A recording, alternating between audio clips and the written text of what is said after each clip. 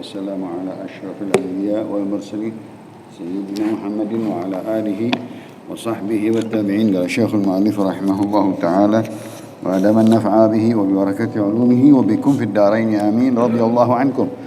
وعن السائب ابن يزيد رضي الله عنه قال: حج بي مع رسول الله صلى الله عليه وسلم في حجة الوداع وأنا ابن 7 سنين. رواه البخاري. وعن ابن عباس رضي الله عنهما أن النبي صلى الله عليه وسلم لقي ركبا من الرحباء فقال: من القوم؟ قال: المسلمون. قالوا: من أنت؟ قال: رسول الله. اللهم صل عليه وعلى آله. فرفعت امرأة صبيا فقالت: ألهذا حج؟ قال: نعم، وذلك ولك أجر. رواه مسلم. وعن أنس رضي الله عنه أن رسول الله صلى الله عليه وسلم حج على رحل وكانت زاملته. رواه البخاري. وعن ابن عباس رضي الله عنهما قال: كانت عكاظ ومجنة وذوي المجاز أسواقا في الجاهلية فتأثموا أن يتجروا في المواسم فنزلت: ليس عليكم جناح أن تبتغوا فضلا من ربكم، أي في مواسم الحج. رواه البخاري. Alhamdulillah wa syukurillah, salawat dan salam kepada Rasulullah. Minta maaf karena genap ganjil muter-muter akhirnya pelan sedikit dan macet banyak. Dari bab tentang haji, bagaimana umur kanak-kanak yang umur kecil dia ikut haji bersama Rasulullah sallallahu alaihi wasallam, dan sahkah hajinya apabila dia berangkat haji masih umur 7 tahun. Ini dalam pahala untuk ibu bapaknya dapat, tetapi dia belum gugur baginya haji fardu setelah dia balik. Dari hadis ini menjelaskan bahwa sahabat Sa'ib ibn Yazid masih kecil, kakeknya Imam Syafi'i, katanya Sa'ib ibn Yazid kakeknya Imam Syafi'i yang ke-7, dia Quraisy. Maka dibilang hujja bi ma'a Rasulillah, aku diajak haji oleh saudaraku perempuan bersama Rasulullah sallallahu alaihi wasallam. Mumpung Rasulullah hajjatul wada', haji terakhir, dan haji yang bersama-sama orang Makkah dan orang Madinah semua ikut. Maka dibawa Sa'id bin Yazid oleh saudara perempuannya, namanya Namir al-Kindi. Maka dijelaskan, wa ana ibnu 7 sinin, aku masih berumur 7 tahun.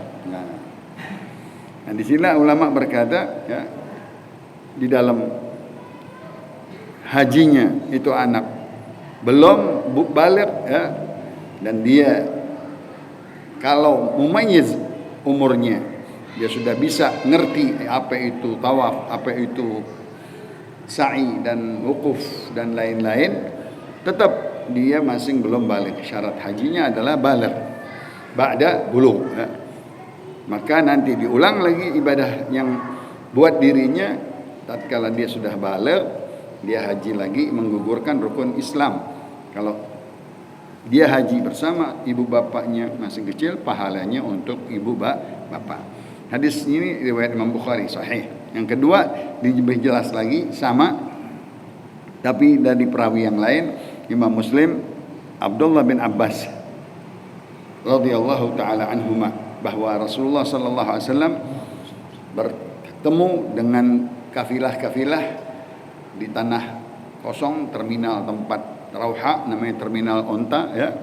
Di situ berkumpul. Rasulullah SAW menghampiri satu kafilah. Kata Rasulullah, "Manil qaum?" Kalian siapa? Kami muslimun.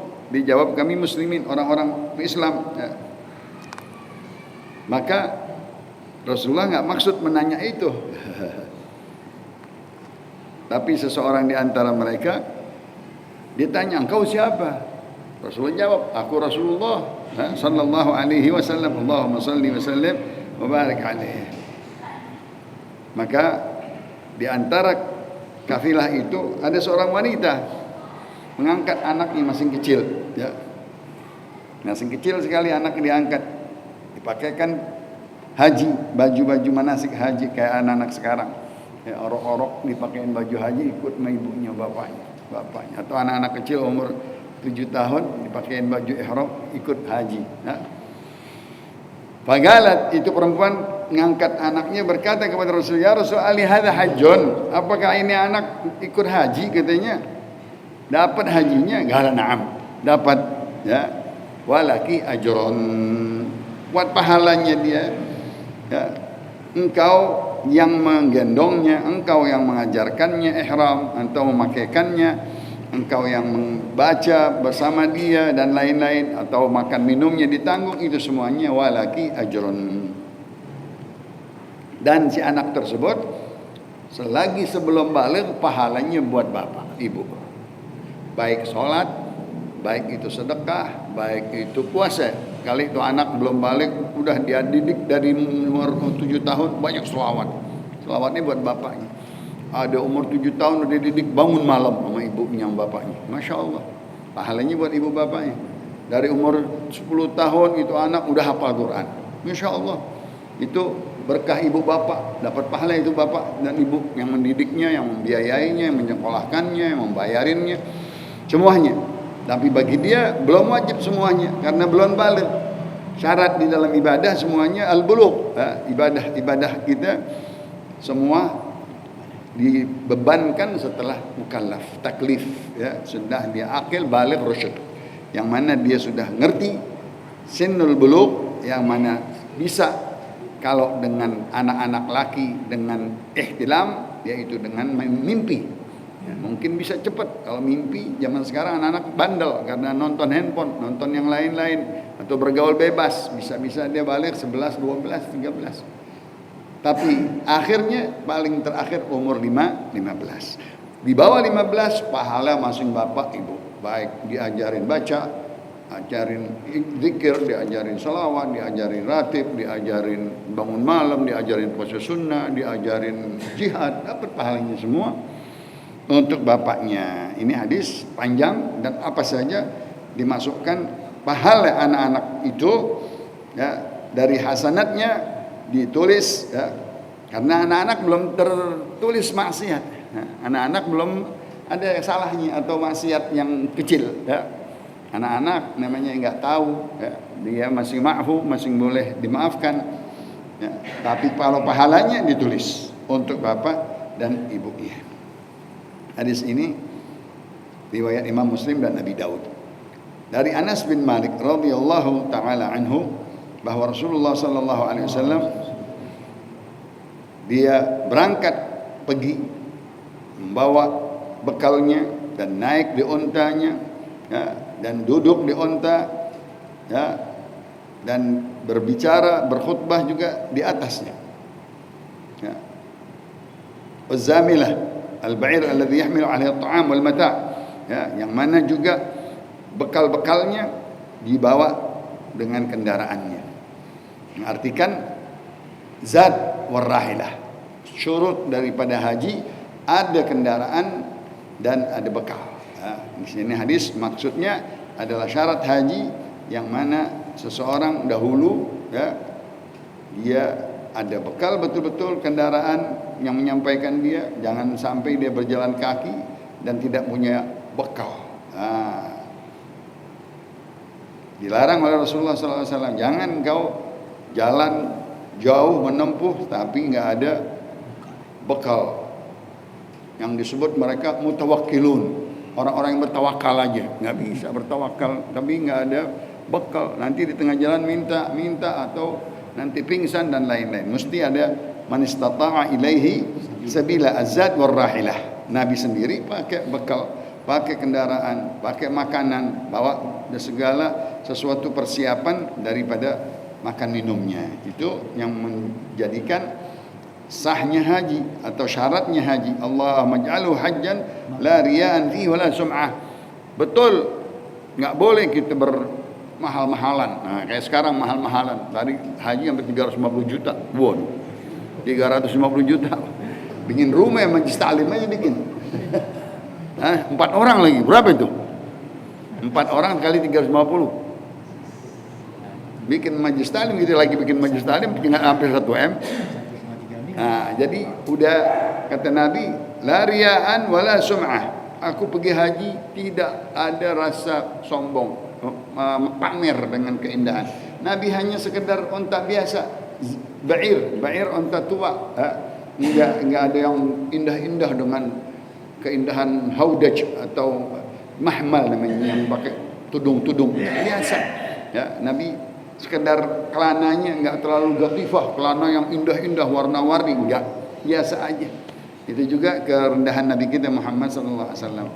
Ya.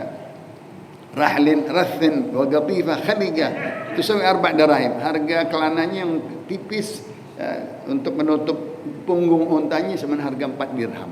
Ya, kalau kita sejadah yang murah. Cukup sekedar itu saja. Ya.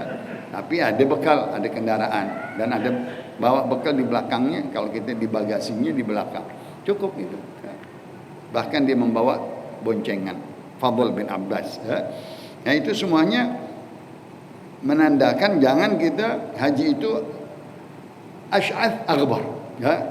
Orang haji itu kumal, lesu, kotor, debu dan tidak main bangga-banggaan. Sekarang dia turun di hotel yang bintang 6, bukan 5 lagi, bintang 6. Bintang 7 deh. Terus baju-bajunya yang 1 juta, 2 juta satu kaosnya, satu apa ini itu. Terus nggak mau capek, nggak mau keluar. Nah itu sum'ah amaria jadinya. Nggak ada capeknya, nggak ada ininya. Hadis ini menandakan kerendahan di dalam haji, walaupun hanya menunggang kendaraan yang murah, ya, dan cukup hanya ada bekal, ya, sesuatu untuk makan dan minum. Sekarang udah ada namanya, harganya, ongkosnya. Dan Abdullah bin Abbas lagi, bagaimana di dalam haji itu boleh kita sambil mencari rezeki setelah haji. Wa idza afattum min Arafat wadhkurullahal azim wabtaghu min fadlillah. Kalau engkau sudah turun dari Arafat, engkau berzikir, dan setelah selesai haji engkau boleh mencari rezeki dari Allah Subhanahu wa taala. Hadisnya dari Abdullah bin Abbas. Di jahiliyah, di tengah-tengah Muna, jalan Taif dan Yaman, ada pasar-pasar jahiliyah, pasar-pasar ramai. Kalau kita pasar-pasar kaget, ya? Yang mana lihat keadaan, kalau ada ramai dibikin pasar. Contoh utama musim-musim haji, namanya Suq Uqab. Begitu juga nama-nama yang lain diumpamakan, ada suq-suq yang lain, pasar-pasar yang lain. Dzulhijjah biasanya dari setengah bulan dia sudah siap-siap untuk menjual barang-barangnya. Nah, kanat Uqab wa Majinnah. Yang kedua Suq Majinnah, ya. Di situ banyak daripada orang-orang yang melintasi Sahra, ya, yang melintasi dari Najd ke Taif, singgah ke situ untuk masuk ke Mekah. Maka disitulah banyak pasar. Ya. Ada lagi Dzawil Majaz, yang mana di pertengahan jalan. Kalau kita jalan-jalan segitiga gitu, ya, tempat-tempat pensimpangan jalan, ya. Maka di Mina banyakan, ya, yang menuju pasar. Nanti kan di Mina itu 45 hari bisa singgah, dari 8 tarwiyah dia udah ke Mina, ya, mencari air untuk nanti hari 11, 12, 13. Jadi kurang lebih di Mina 5 hari, 8, 9, 10, 11, 12, 13, ya, 5 hari. Nah, disitulah mereka sudah siap-siap membuat, kalau kita toko-toko, kemah-kemah, ya, aswangan fil jahiliyah. Ya. Tatkala Rasulullah SAW mengumumkan haji, dia takut, bagaimana nih kita dagang jangan, musim ini musim tetap dari jahiliyah. Allah Subhanahu wa taala enggak melarang mereka, dan Nabi memberikan izin. Laisa alaikum junahun an tabtaghu fadlan min rabbikum fa idza afattum min Arafat fadhkurullaha ka dzikri abaikum, dan seterusnya. Maka tidaklah dosa bagi kalian, ya, kalau kalian mencari fadilah rezeki, ya, dari Tuhanmu, ya, di dalam musim haji. Boleh kita pakai ihram, pakai haji, kita dagang. Tapi yang lebih baik setelah selesai baru dagang. Ya, tapi kalau dia mau dagang dari sebelumnya boleh. Pas giliran namanya wukuf, dia berhenti sebentar. Jadi dia dagang misalnya dari 1 sampai Bahkan tadi dari sebelum haji, nisf Dzulqa'dah, 15 Dzulqa'dah. 15 Dzulqa'dah dagang itu kan orang berdatangan tuh. Berdatangan 15 sampai haji 15 hari. Sampai tanggal 8 ke Tarwiyah. Dia udah punya lagi toko di Tarwiyah. Wah. Dulu begitu, nyari dagang. Setelah 4-5 hari selesai haji, dagang lagi, orang lagi mau pulang, pada mau berbekal oleh-oleh. Nah, itu boleh Allah berikan di musim haji dan di tempat-tempat yang sudah tertentu, enggak dirubah, enggak dilarang, dan Rasulullah membolehkannya. Allahumma shalli wa sallim. Begitu juga Jumat. Bahkan setelah habis Jumat dikasih untuk kita mencari rezeki. Faida qudiyatis shalah fantashiru fil ardi wabtaghu min fadlillah. Kalau kalian sudah selesai menyelesaikan sholat Jumat, kalian berpencar cari rezeki. Di situ berkah katanya, rezeki habis Jumat berkah sekali.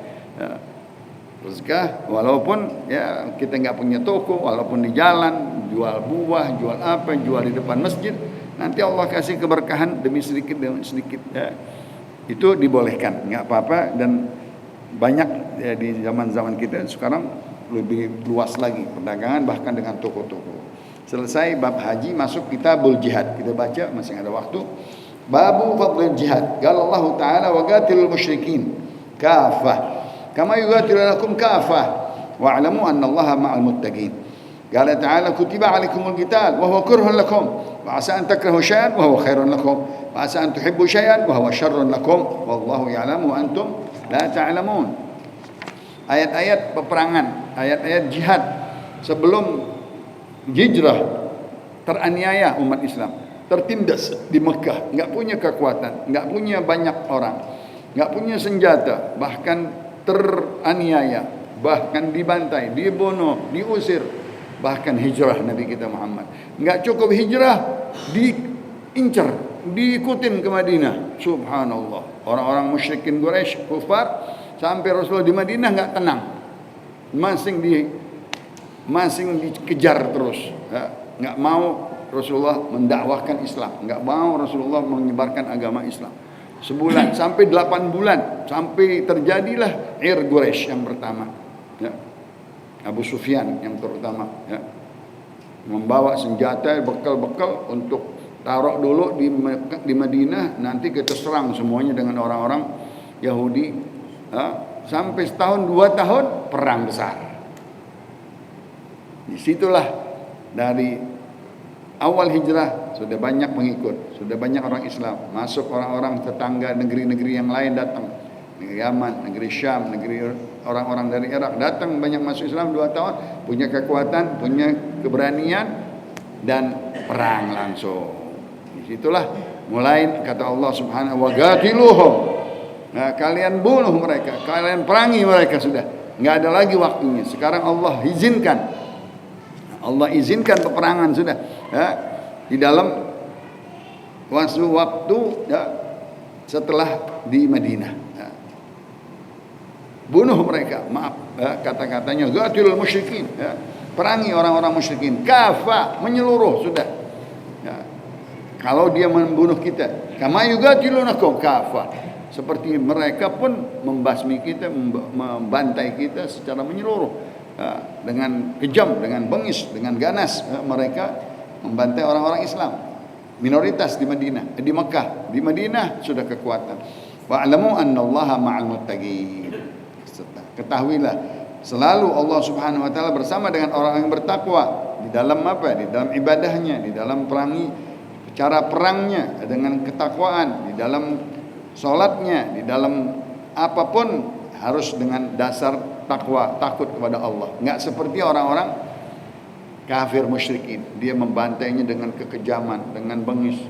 Nabi jangan, enggak boleh membunuh anak-anak, enggak boleh membunuh perempuan, enggak boleh memperkosa, enggak boleh merampas hartanya, tunggu sampai peperangan tuntas, enggak boleh membakar, enggak boleh. Itu semuanya larangan gitu. Kalau mereka dengan ganas, dengan kejam membasmi atau membantai semaunya dia, kita ada takut kepada Allah Subhanahu wa taala. Kutiba alaikumul qital, telah diwajibkan kepada kalian berperang, sudah wajib, sudah. Jangan lagi takut. jangan lagi mundur. Sudah di Madinah udah ada senjata, udah ada orang-orang yang baru masuk Islam, tambah pentolan-pentolan Quraisy masuk Islam, Sayyidina Umar, ya, Sayyidina Hamzah masuk Islam. Nah, udah ada panglima-panglima kuat, dorongan-dorongan orang-orang pemberani semuanya. Maka kata Allah, kutiba alaikumul qital wa huwa kurhan lakum. Sebenarnya kalian nggak mau, baru datang, baru capek, baru mau merintis, baru mau membina, hidup tenang di Madinah. Perang malahan 21 peperangan di Madinah semuanya. La ilaha illallah. Di Hunain, di Mekah, di Taif 1, 2, 3, 5 yang di luar. Peperangan yang paling banyak di Madinah. La ilaha illallah. Ada gerilya, ada peperangan kecil, ada peperangan besar. Ya, maka wa huwa kurhan lakum. Di sini ayat yang sering kita pakai. Wa asa an takrahu syai'an wa huwa khairun lakum wa asa an tuhibbu syai'an wa huwa syarrun lakum. Ada kalanya engkau tidak suka sesuatu, itu yang lebih baik buat kalian. Ada kalanya sesuatu yang kau sukai itu tidak baik buat kita. Subhanallah. Diambil dari segala apa saja. Kalau engkau suka, kemungkinan kesukaan ini kita enggak bagus buat kita. Maka disuruh apa? Istikharah. Suruh istikharah. Kita ini kesukaan kita hawa nafsu, apa dasar ilmu, apa dasar ibadah, apa dasar apa, kita minta Allahumma khirli waqtarli, ya Allah pilihlah yang baik buatku, pilihan ini bagus apa enggak.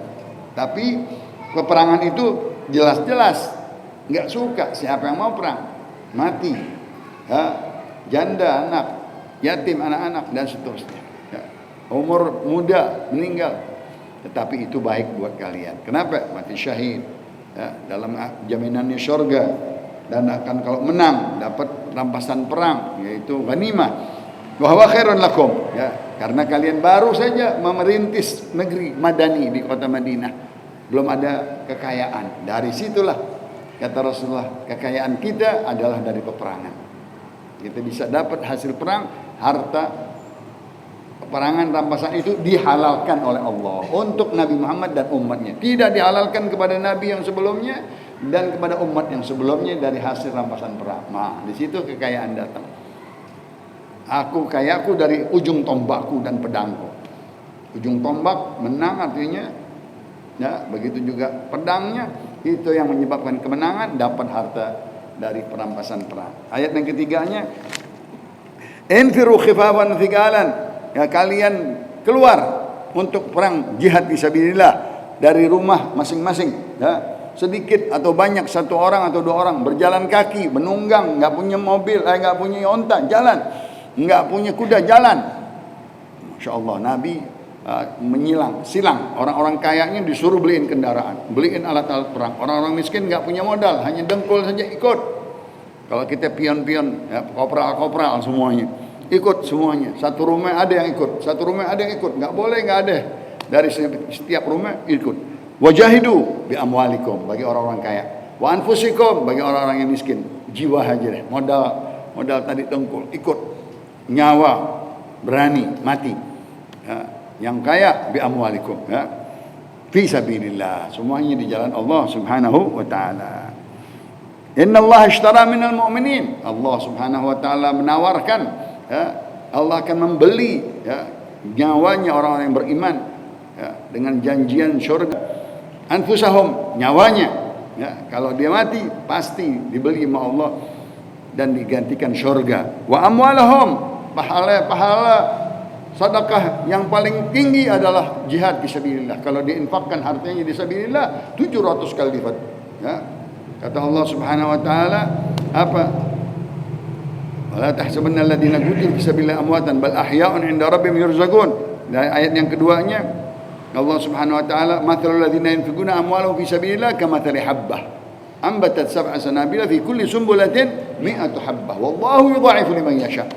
Peperangan itu, ya, mahal sekali pahalanya, 700 kali lipat, ya.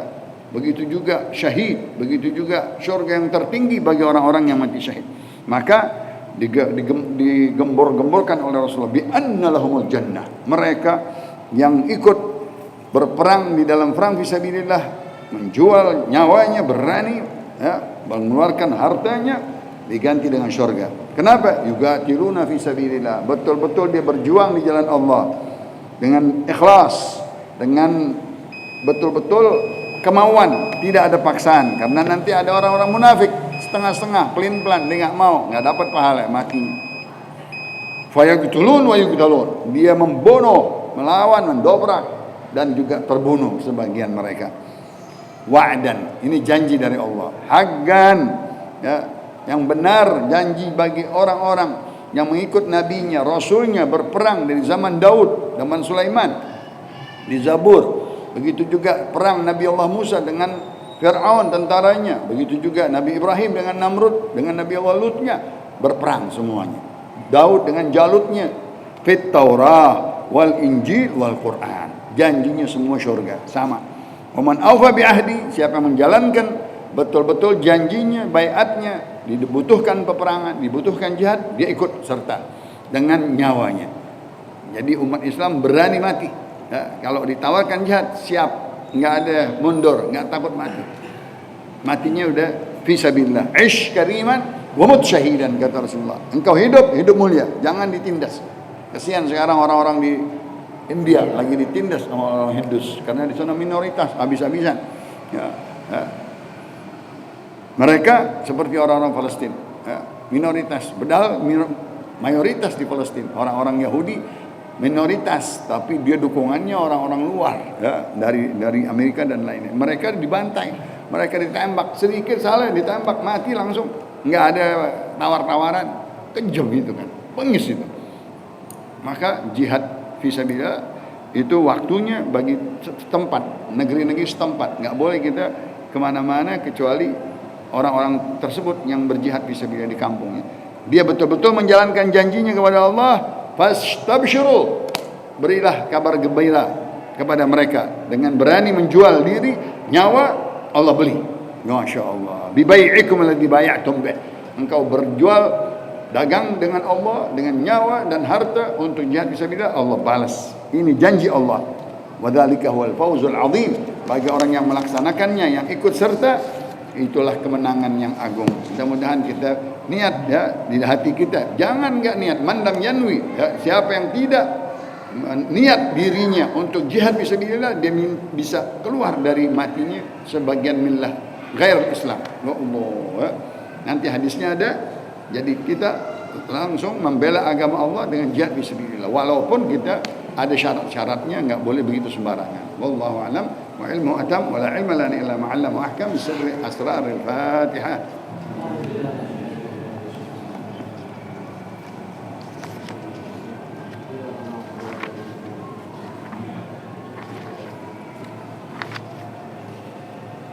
Qala Rasulullah sallallahu alaihi wasallam, afdalu ma qultu ana wan nabiyyuna min qabli la ilaha illallah.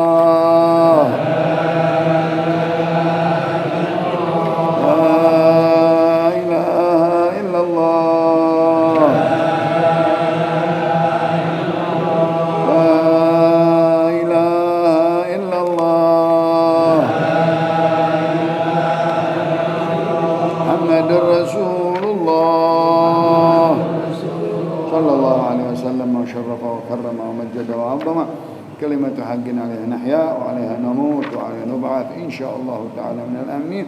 رب فانفعنا ببركتهم وأجرنا الحسنى بحرمتهم وأمتنا في طريقتهم ومعافاة الفتن وصلى الله على سيدنا محمد النبي الأمي وصحبه وسلم والحمد لله رب من مات ولم يغزو ولم يحدث نفسه بغزو مات على شعبة من النفاق. Orang yang menati tidak mau ikut perang dan tidak niat untuk berjihad fisabilillah, dia mati munafik. Naudzubillah min dzalik. Hadisnya ada di sini.